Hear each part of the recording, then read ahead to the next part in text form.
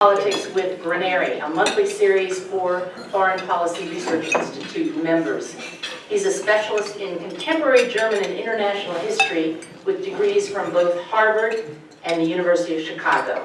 He's talking to us today on Europe, Old Continent, and many new challenges. Please welcome Ron Blair.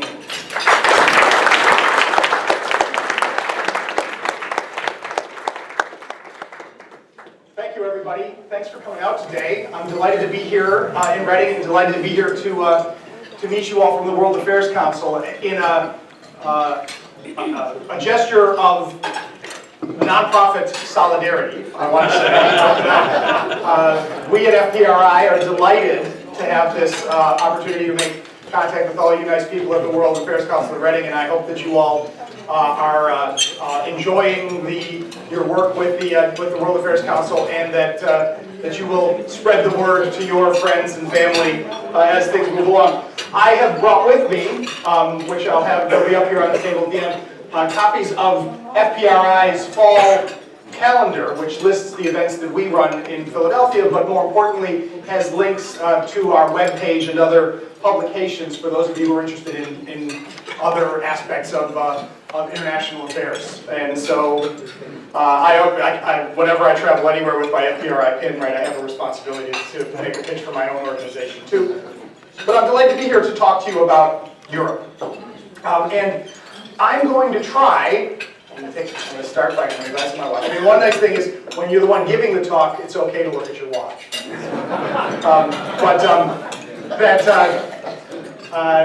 I'm going to try to cover a variety of topics because Europe really does have a variety of problems to solve, problems to deal with, and whether Europe is going to be able to solve those problems is, well, that's one of the things we'll talk about. But I want to start with a basic issue of Europe, and start with something. I spoke this morning to high school students at Twin Valley High School, and I quizzed them about continents.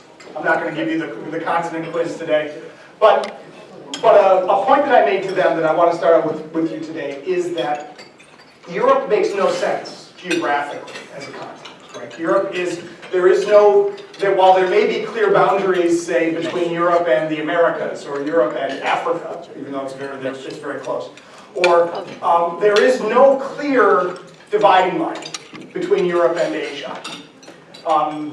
Geography class will tell you it's the Ural Mountains.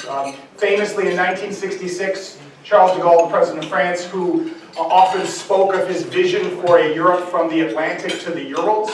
He finally visited the Soviet Union in 1966 and went on a flight across the Soviet Union.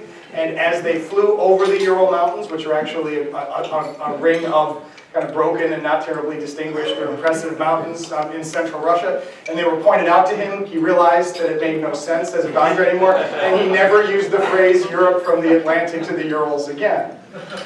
This is not an insult to the Ural Mountains or to the Russians, but rather that when we talk about Europe, right, we're talking about something that is created by politics, by culture, by history, not something that is purely geographical. And something that I've been thinking about a lot is when people talk about Europe, right, they sometimes mean different things. It is very common, for example, and I fall into this habit as much as anybody else, to talk about Europe and really mean the European Union, which is, of course, an expression of Europe, and some people would like to think it should be the prime expression of Europe, but clearly it's not all of Europe, right, because not everybody's a member. Right? Even on this map, we see how the original members, sort of let's say the members into the early 1990s, but then the European Union has expanded to the east. But there are still areas that are outside of the European Union that could legitimately call themselves European. There are even a few places that call themselves European that have been offered the opportunity to join the European Union and have decided not to. Very famously, Norway has twice been formally invited to join the European Union and twice thought about it and said no. We'll come back to that in the questions later on if you want to. And of course, we're going to talk about the problems with this island here and its relationship to the European Union in a moment. But see, this is where you run into problems with issues like Turkey, for example, which is the eternal candidate member of the European Union. Right? Is Turkey a European power? Is it an Asian power? It's both, and neither. And that's a complicated issue. And then, of course, with Russia. But I want to start, if you're going to talk about Europe, you need to look at a map. And so I wanted to talk about the very question of deciding what Europe's boundaries are, like what's the area that we're talking about, is an ongoing political puzzle. And part of the challenge, right, this is not a brand new challenge for the Europeans to face, but part of the challenge is precisely this idea that Europeans, once they decide what their boundary is, or to decide what their boundary is, they have to say something about what makes a country, what makes a place European or not European, right?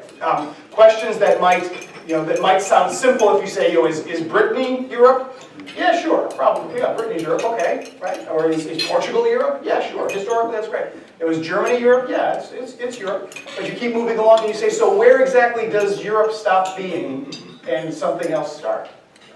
Does it happen in Belarus? No. Are the Russians Europeans? If they are, and I think you can make a very strong case that they are, Russia's boundary goes all the way to about over here, right? And so where exactly then is the eastern boundary of Europe? Where is Europe's southern boundary? One of the problems with the expansion of the European Union, especially with the argument that, and there are good and convincing arguments, might not convince everybody in this room, but there are good and respectable arguments for Turkey becoming a member of the European Union. But the question always that lurked is, well, if Turkey becomes a member of the European Union, then the European Union's eastern boundary is Iran, right? And its southern boundary is Syria. And so you and I might say, and I say, so do you think Iran should be a member of the European Union? Do you think Syria should be a member of the European Union? You say, well, no, of course not. Maybe you wouldn't, but I assume you'd say, no, of course not. But the problem is, if of course not, why not? Why not? Is it because people say, well, because, right, historically, people didn't think of that as Europe. Well, I say, well, there were times when people didn't think about this area as European. Right, certainly the Romans didn't think anything east of about this line was civilization.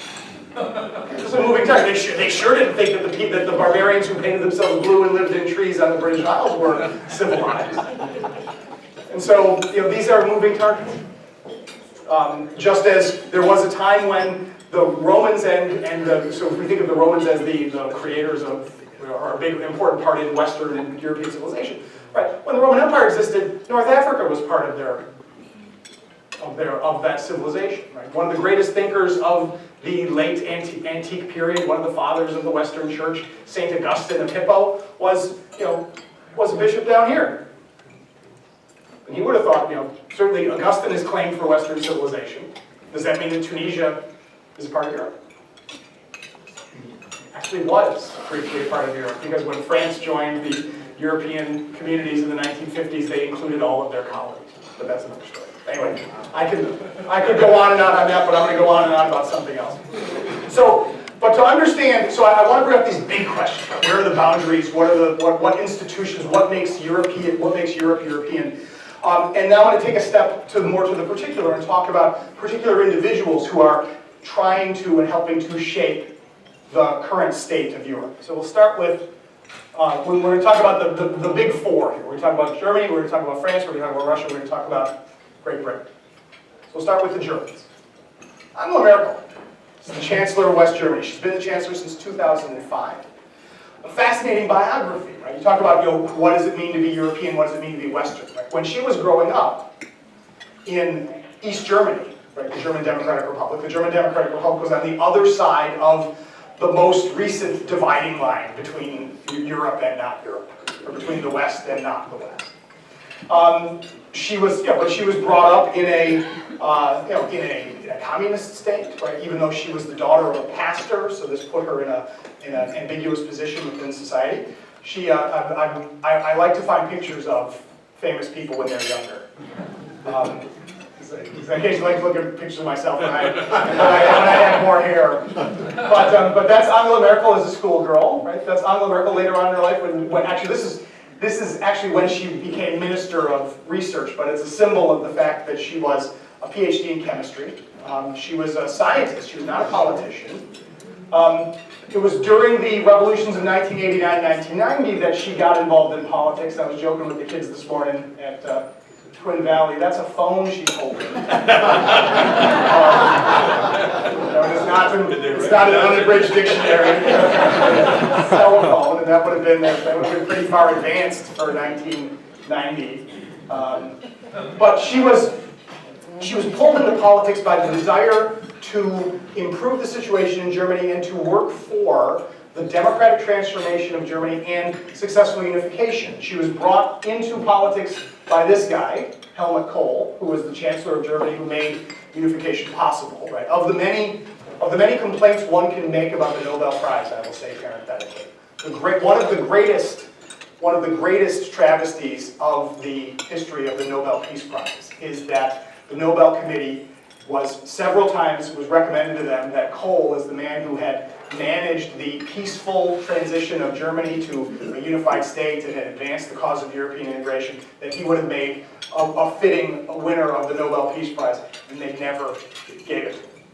We talk about that later. They also never gave Graham Greene the Nobel Prize for Literature, which is also a scandal. That's for a different lecture. But anyway, Kohl recognized in Merkel a political talent, but also somebody who could help his project of wanting to show that Germany was unified by bringing somebody from the East, somebody who was a Protestant, which, well, there were lots of Protestants in West Germany. Kohl himself and his party was dominated by Catholic men from the West, so you have a Protestant woman from the East.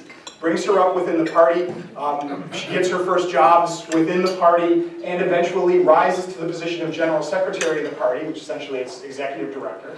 And then, when a fundraising scandal removed not only Kohl, but his designated successor, she becomes the head of the party, she becomes Chancellor of Germany. Now, as Chancellor, right, she is both very popular and well, she confuses people. She confuses people, right? She's married to her husband, Joachim Sauer, who's a fellow scientist, who he's actually her second husband. They have no children. They live in a small apartment in central Berlin that is famously guarded by one policeman who stands by the corner. There's a grocery store in central Berlin that everybody knows is the grocery store where the Chancellor goes to shop. If you play your cards right, you can actually see her there. So her affect is very stable, undramatic, unpretentious. Right? Famously, she wears pantsuits and she wears, the colors may change, but the suits stay the same. She's famous. She has resolved a problem that my problem, I have several, but one of my problems is I speak with my hands, which is, that's what you do. I come by this natural, that's right. Exactly. My ancestors in Calabria would understand this completely. She has mastered the question of what do you do with your hands when you have to stand for about 50 million photos all the time. And so she makes the same gesture all the time, the so-called Merkel diamond. This is a running joke. And so this is from one of many websites that will let you see how many different ways she makes the same joke. But she has been prized for her calm management, for her centrist politics, for her consensus building, which has worked really well in a lot of ways for the Germans. But at the same time, during times of crisis, when people say they want somebody who's more charismatic, they want somebody who's more dramatic, they want somebody who's more creative, they complain. They say, she's too low energy. And let's face it, right? The Germans have had experience with charismatic leaders. So you got to think about, which is better, which is worse. She has been chancellor. This is an interesting thing too. She's been chancellor for 12 years, which is exactly as long as that particular charismatic leader was chancellor of Germany. And the Germany that she's leading is both a much better global citizen and much better off, as is the rest of the world. And so we're going to talk a little later on in the lecture. I'm going to talk specifically about her recent election and what that says. But Merkel's personality is very important because she holds to certain very clear positions that are both sort of traditionally within her conservative party, the Christian Democratic Union, but also reflect her very deep convictions. She's a strong believer in German democracy, European integration, and transatlantic ties. She is, and she's trying to hold those three things together at a time when all of them are being called into question. Within Germany, there are questions about the future of democracy and how exactly Germany is supposed to manage certain social changes. Within the European Union, she is a strong advocate for maintaining stability, but at the same time having to deal with the problem that Germany is clearly the richest and most powerful state and has an awful lot of influence. Domestically, the Germans aren't sure they want to keep having to write checks to pay to bail out, say, Greece, but at the same time she understands that Germany needs to live up to its responsibilities because of Germany's past. It needs to live up to their responsibilities for Europe, and she's committed to that. She's also committed to the alliance with the United States, even if her relationship with this or that occupant of the White House might not always be the same. And we'll come back to that. But she has been an important bridge figure between, I would say, between the Atlantic powers, say between the United States and Great Britain and even France, and Russia. She speaks Russian fluently, going back to her experience growing up in the junkyard. Germany has a lot of economic ties to Russia. She has also, however, been a very strong and very active critic of Russian policy in places like Ukraine. So she is a linchpin for maintaining anything approaching a firm Western opinion on Russian actions in Ukraine. And yet, so she's responsible for an awful lot of things. It's a lot of things on the shoulders of a person who, 25 years ago, 27 years ago, had never run for political office in her life. So that's Angela Merkel, one of the personalities I want to talk about. The next one is this guy, who's really in a lot of ways the opposite of Angela Merkel. That's Emmanuel Macron. Emmanuel Macron is the president of France. At 39 years old, he's the youngest leader of France since Napoleon Bonaparte. I am about the 5,000th person to make that comparison. It's made all the time. But his rise to power is very different from Merkel's, right? He had been a junior minister in the Socialist Party in the government of Francois Hollande, but he resigned from the Socialist Party. He claimed that the existing political parties in France were too stodgy and they didn't have enough good ideas. And at a time when France was going into a presidential election where the established parties were doing very weak and there was a threat from a much more charismatic populist movement on the right, he establishes not really a political party so much. People would say it's a movement, but it's not even sort of a movement as a one-man band. En marche, which literally just means onward, forward for France. Usually you have to be a leader of a political party before you get elected president. Instead, Macron got himself elected president and is now trying to establish a political party. Which is as easy or as hard as you can imagine it to be. Macron presents himself as young and vibrant with lots of new ideas, right? As L'Express called him, le kid. Right? I think we all can understand that. That he is young, that he is charismatic, that he is handsome, right? That he's Europe's answer to Justin Trudeau, who's in Washington today. Sign right there for those of you who follow those sorts of things. But he wants to both reform France internally and restore France's role as one of the leaders of European integration within the European Union. And this is going to be hard to do for him because the domestic reforms in France that are very necessary are not as popular as he is personally. So it's one thing to say, yay, we like the young guy, we think he's great, but what, we have to work 35 hours a week and we get 6 weeks of vacation, right? That's unacceptable. We're going to go on strike. I just made those numbers up, but that's not very far. Among the things he wants to do is he wants to make it easier for French companies to hire people and to lay people off, which he says is modernization, but the French population, the French labor unions, they call Americanization, and they say it's spinach, and they say the hell with it. And so this is domestically going to be a real challenge for him, but he also wants to be a strong leader of Europe, right? He has emphasized in his presidential campaign that France needs to be a leader in the European Union and needs to rekindle people's enthusiasm for the European project. Now, as we'll talk about maybe in a little bit too, is that there is a great need for European politicians who want to rekindle the European project. And so it's a good thing that Macron wants to do it. Whether he can or not remains to be seen. But it is true that any progress within Europe depends upon Franco-German cooperation. When France and Germany have been on the same page, when they've agreed, things have gotten better. Macron ran for office, emphasizing his respect for Angela Merkel and his desire to work with Angela Merkel. So it remains to be seen how that works out. But both Merkel and Macron have to deal with this guy. Vladimir Putin, the president of Russia, recently celebrated his 65th birthday. Born, and as you can see, he's in pretty good shape, so he might be with us for quite a while longer. Vladimir Putin has been president of Russia on and off since 2000, and shows no signs of wanting not to be president of Russia anytime soon. So, and Vladimir Putin is both the result of and the advocate for a very strong, very broadly held feeling within Russia that the end of the Cold War, the collapse of the Soviet Union, Russia's loss of international status was a catastrophe, and that Russia needs to reassert itself as a world power. This is a big part of how he imagines Russia's relations with its neighbors. He sees this as competitive.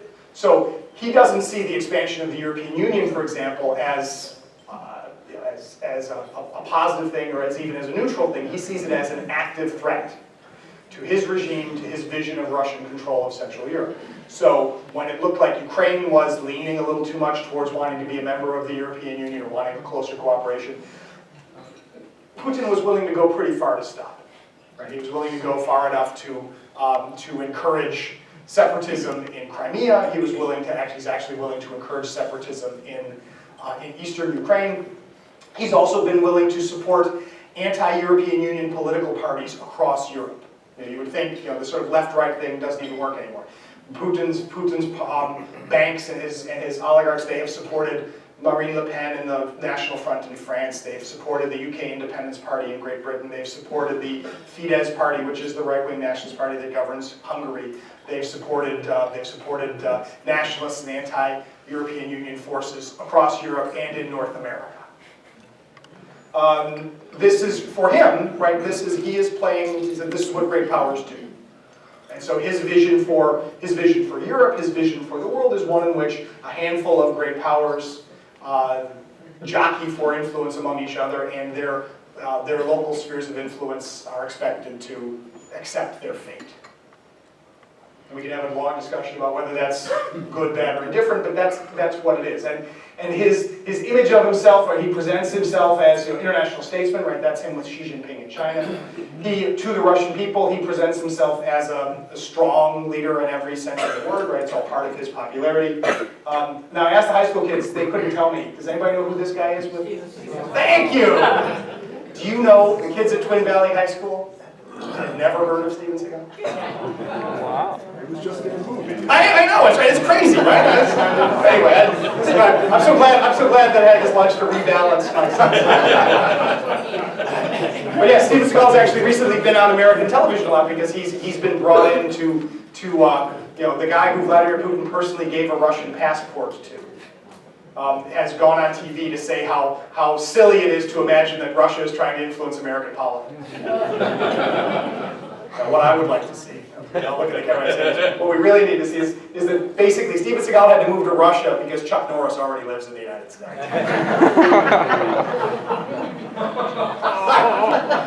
I just thought of that standing up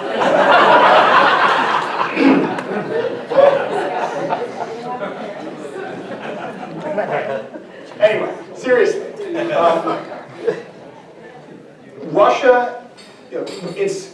Russia's role in the world depends an awful lot on sort of how the Russians see themselves, because that will shape the way they deal with the institutions that exist around them.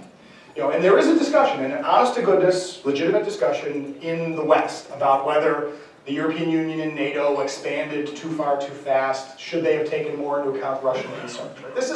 That's not an illegitimate discussion. I do think, though, that how you answer those questions depends on a couple of basic issues, such as, don't the people of Poland have a right to make their own foreign policy choices for themselves, or the people of the Baltic states, or the people of any other country?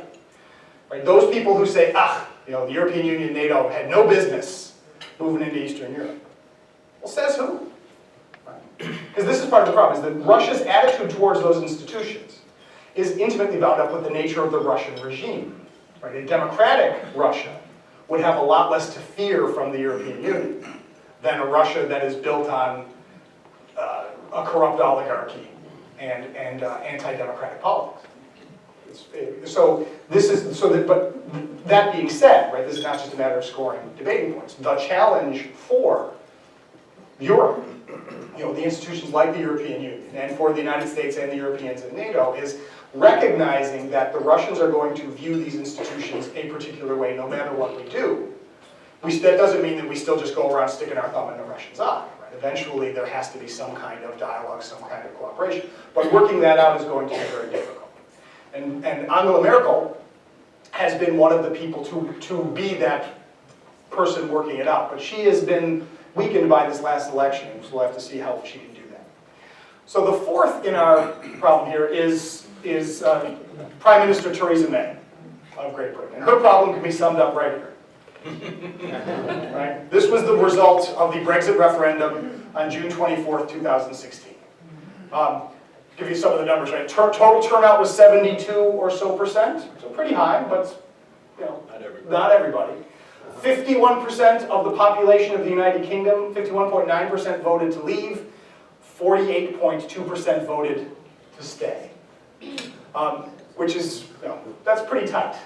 That's pretty tight. And then when you look at what this map shows, is this is Great Britain broken up into parliamentary districts. And districts vote for or against leaving. So as you see, Project Leave was an English project. I mean, that's where most of the people in the UK lived, and those are the people who they voted strongly for. In Scotland, the vote was something like 62 to 38 to remain. In Northern Ireland, it was something like 55-45 to remain. In London, right, the heart of cosmopolitan Britain, the vote was also very strongly to remain. But in the rest of the UK, in the rest of England, and parts of Wales, right? Wales was a little closer. Wales was sort of 54-46 or so for leave, whereas in England it was more in that range of 60-40 or higher to leave. So you put that all together, so Britain voted to leave the European Union.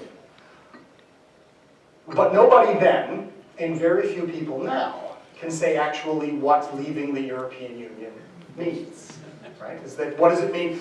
That there was a tendency during the debate, leading up to the referendum vote, there was a tendency on the part of advocates for leave to argue the symbolic value of breaking with the European Union was so terrific that practical concerns were unimportant, or they made wildly inaccurate claims for the practical benefits.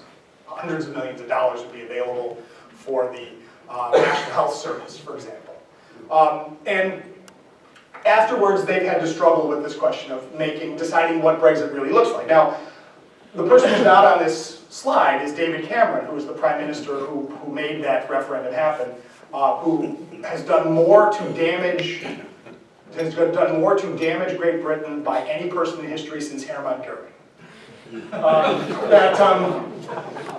David Cameron, by advancing this referendum, by running a terrible campaign for Remain, and then after he lost it, the referendum that he never should have allowed to happen, or that if he was going to allow it to happen, he should have had a clearer sense of what exactly would come next.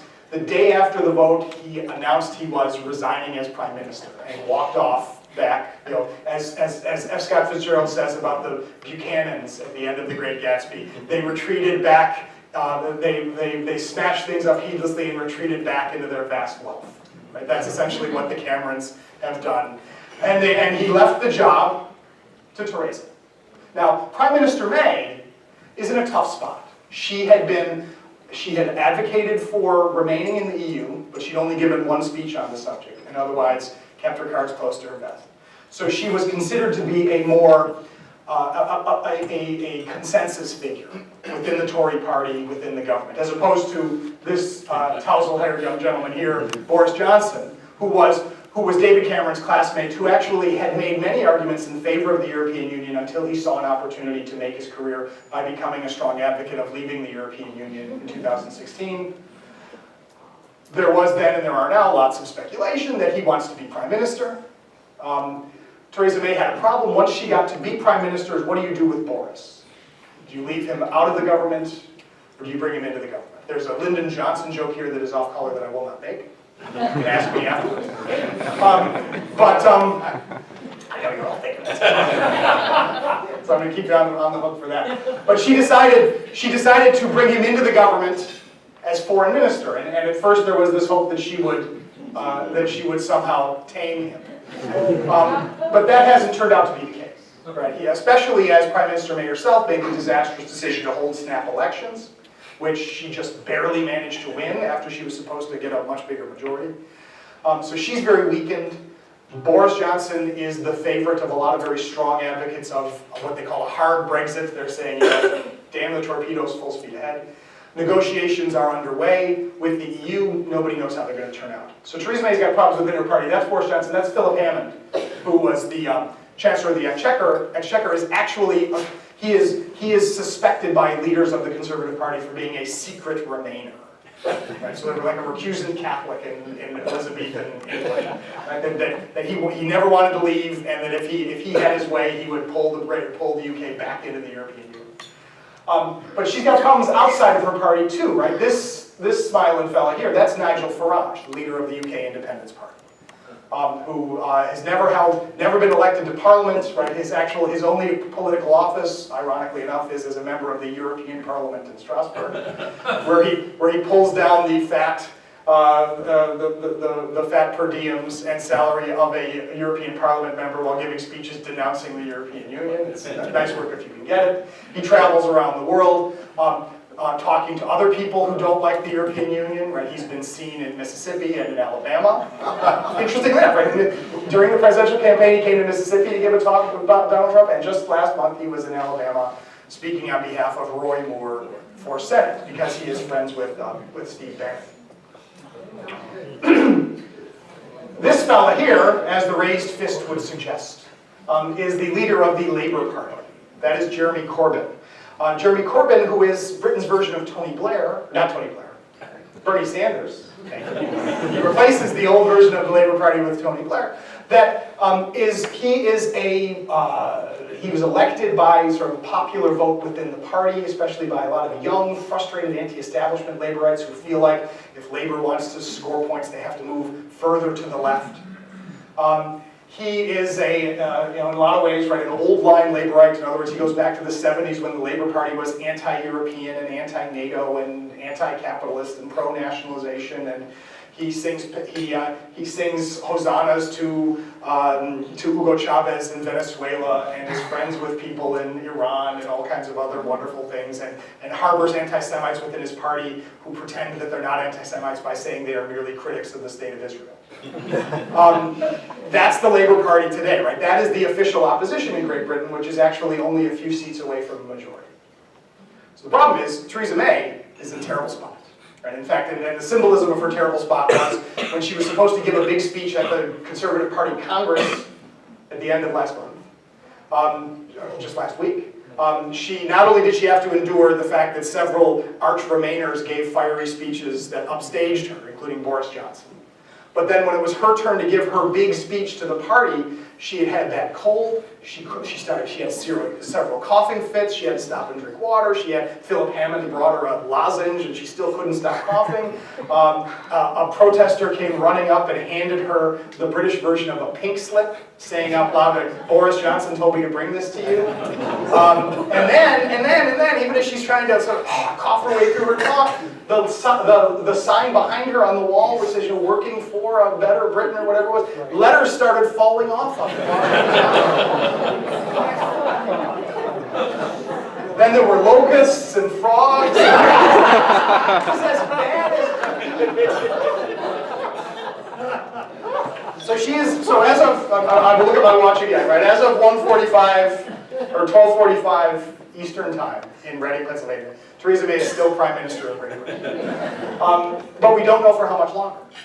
And this, of course, raises even more interesting questions about the future of Europe. I mean, not only the idea that Great Britain wants to, to put the most positive gloss on leaving the European Union. Right? The advocates for leave, the vision that they wanted to paint was a Britain that was liberated from the European Union would be able to return to the kind of role that they vaguely imagined Britain played in the Second World War and before. So this idea of a world power partner with the United States, right, that could negotiate with the Russians and do all this stuff, and would be liberated from the restrictions of the rules of Brussels and all these sorts of things. For that to happen will require Great Britain to get a clear sense of its broader international interests and also to have a stable government. So right now, at a time when Europe is having problems, in part because of a crisis that Britain helped to cause, the British are in no position to make a constructive contribution to solving the problem. So if Britain will someday be, Richard, the lion will roar, as Boris Johnson said, we'll go back to Churchillian times, that might or might not happen. It's certainly not happening right now.